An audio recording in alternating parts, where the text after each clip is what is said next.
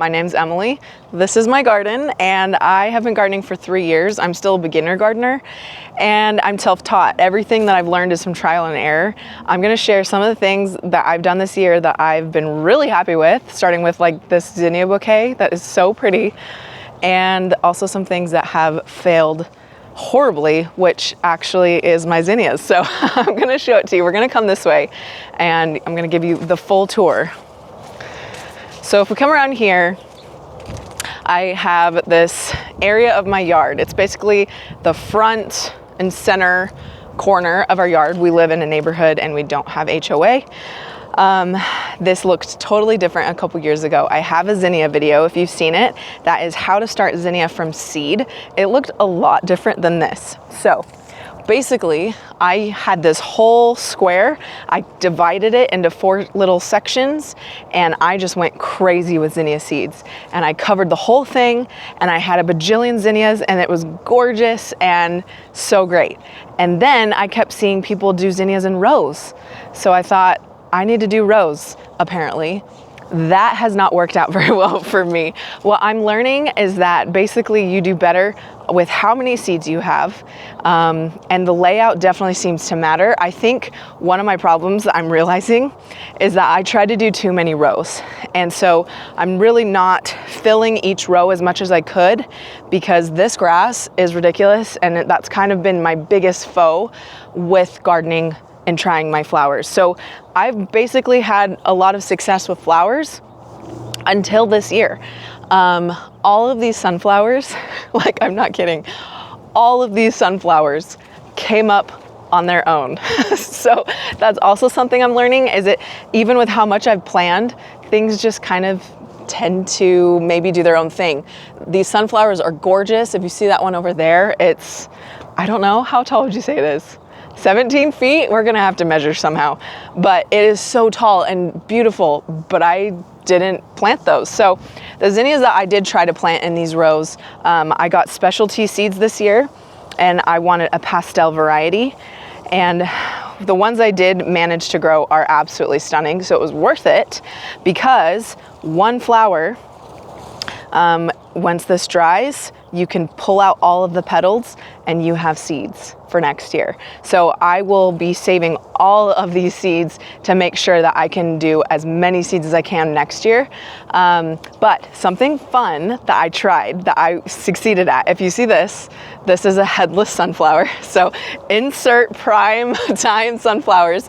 I grew sunflowers that were white petals with yellow centers, and oh my goodness, they were a showstopper this year. I had everyone in the neighborhood tell me how much they loved them and how amazing they were. So I am also saving those sunflower seeds. I'm gonna show you right here. So I cut off the heads and I put them in this tub, and I'm letting them dry out. And then I have all of these seeds that will be for next year. So I'm excited because I haven't tried the saving the sunflowers seeds, because our birds usually eat them like within 10 seconds.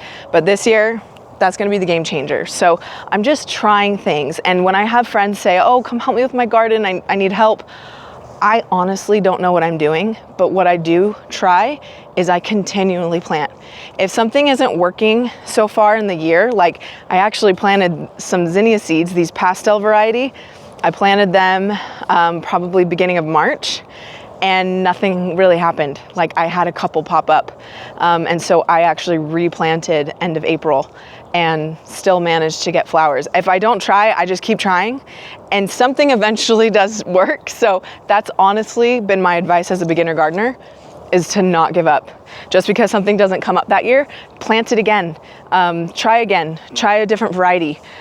Go to the nursery and get a plant if you need to, if you're not gonna start by seed. So those are just some things that I've learned. I'm going to show you some of the sunflowers that I'm deheading. So we're gonna come this way, because if you wanna save sunflower seeds, you can save them for next year to replant, or you can eat them, which we are going to try. So these sunflowers, this is the perfect time to cut your sunflower.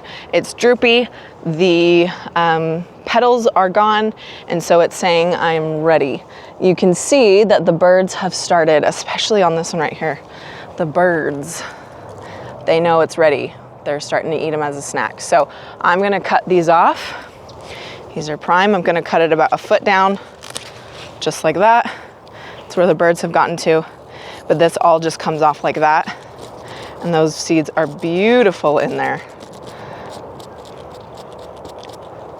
You eat like a whole bag of sunflower seeds when we go on a road trip. So, I mean, this is like $1 of sunflower seeds. So that's something I'm just trying this year. Just gonna see if it works.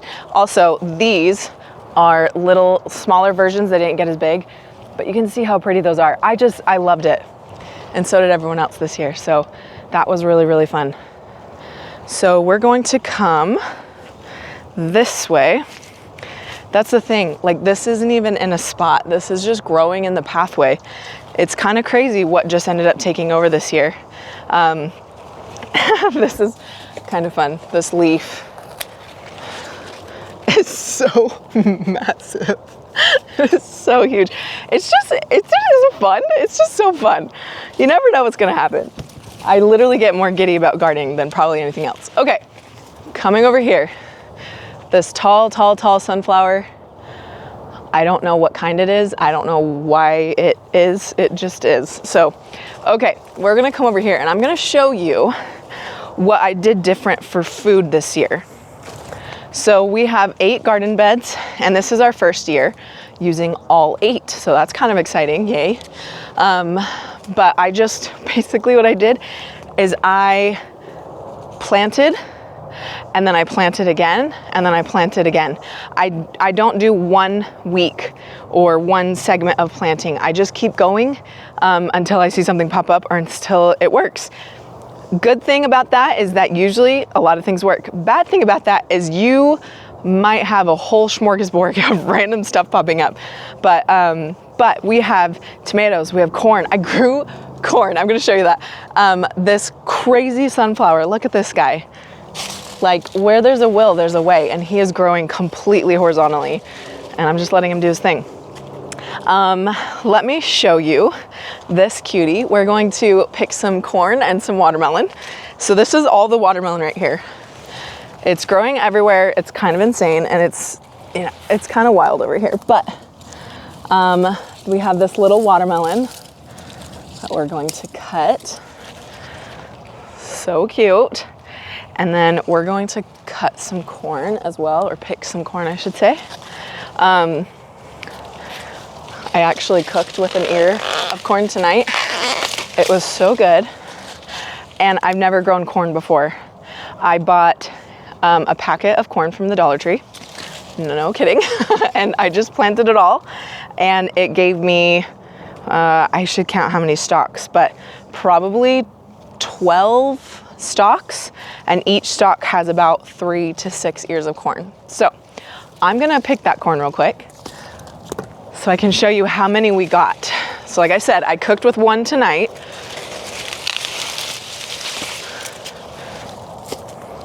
Like I said, this is my 3rd year gardening.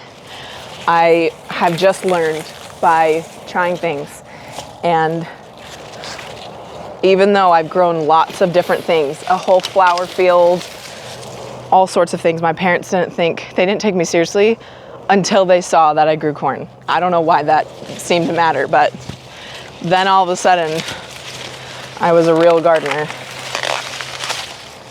1, 2, 3, 4, 5, 6, 7, 8 ears of corn, which is so cool. It's so satisfying. So we're also gonna pick some tomatoes.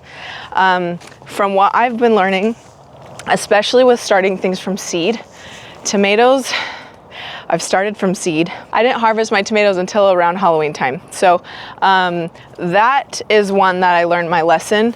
It is worth getting the plant already mature because you're going to be harvesting your fruit a lot faster, a lot sooner. I've been picking these when they even just barely start to turn. There's hardly any color there, but it's really hot, and we've had such a dry spell and heat wave that picking them a little bit earlier allows them to just ripen on the counter just fine. I just made my first batch of tomato sauce, which is very exciting, and I used all tomatoes. I want to debunk a myth or prove a myth. I actually don't know which one it is, but I saw someone say if you cut a suckling off of a tomato plant, which a suckling is where you have a junction of 3. Okay, here we go. Here's a sucker. So there's one going that way. There's one, this is the main stem, and then this one right here. So I took a sucker off. I just broke it off. Let's go ahead and break this one off. Maybe.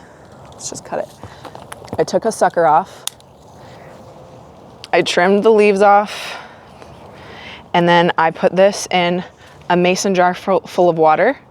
And within a few days, it grew roots. These little hairs, I don't know that you're actually able to see, but there's tiny, tiny little hairs. All of those can form roots. So they grew roots, and I was like, wow, that's cool. I don't know that it'll actually work, but I went ahead and planted them in the bed.